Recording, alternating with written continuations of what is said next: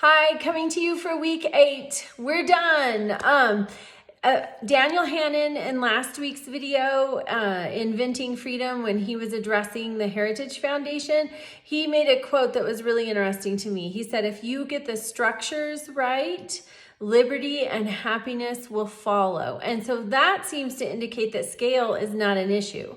If the foundation is right, everything else is going to be okay. However, here in our country, there seems to be somewhat of a consensus that the foundation is right, but the COVID-19 governance sort of shows that scale is an issue. I know in our local community, some establishments enforced the masks and the social distancing, others didn't. And then not too far away, the next community over, it was very, very strict. Had to have masks, had to be socially distanced, a lot of things closed. So it seemed to fall on political party separation as far as the enforcement. And so it does show that scale is an issue. Churches were another interesting thing to watch. Churches that are affiliated with national and international denominations seem to really adhere to masks, really adhere to social distancing, really stay shut down for a lot longer, where independent churches seem to, just shut down for a few weeks and then they were back, no masks, no social distancing. So it was really interesting. If you want to enforce something like that, scale really does seem to be an issue. And Donald Livingston wrote an article and he quoted Aristotle as saying, to the size of states, there is a limit. And just like other things, he said plants, animals, implements, and he said it's because none of these things retain their natural power when they are too large or too small.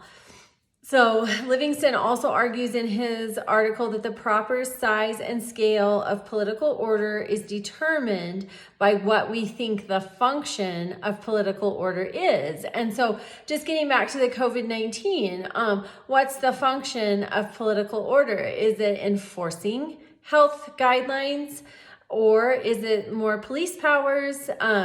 It's very interesting. Or do they tie together? So this week's video, they're discussing Hobbes and his pro-government leanings. He was pro-large government. And the video states that without a government, humans would be in a state of anarchy. And I do think that is true to some extent. Livingston writes in his article that for Hobbes, the function of political order is to allow an aggregate of individuals to pursue their power and glory, limited only by the constraints of civil association. The video this week notes that civil associations could rein in not only governments, but also the church, which in that, when Hobbes was writing, the church was more of a factor in everyday life than it is now for us. Livingston's article also focuses on David Hume, and he states that Hume was against large monarchies and large cities. And Hume wrote that enormous monarchies are probably destructive to human nature in their progress, in their continuance, and even in their downfall, which can never be very distant from their establishment.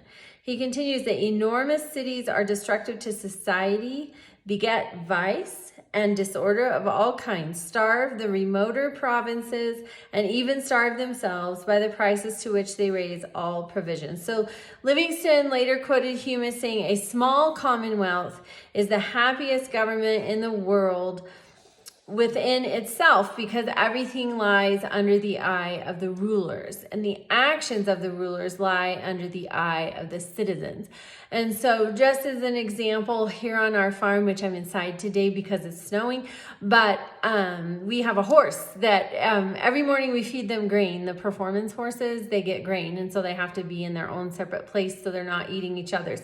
And we have one horse who escapes every morning, no matter what we do. And so I think it's kind of like David Hume was saying, Here, our very small commonwealth, our little farm, it functions well because everything lies under the eye of the rulers, and the actions of the rulers lie under the eyes of the citizens. That's an interesting point.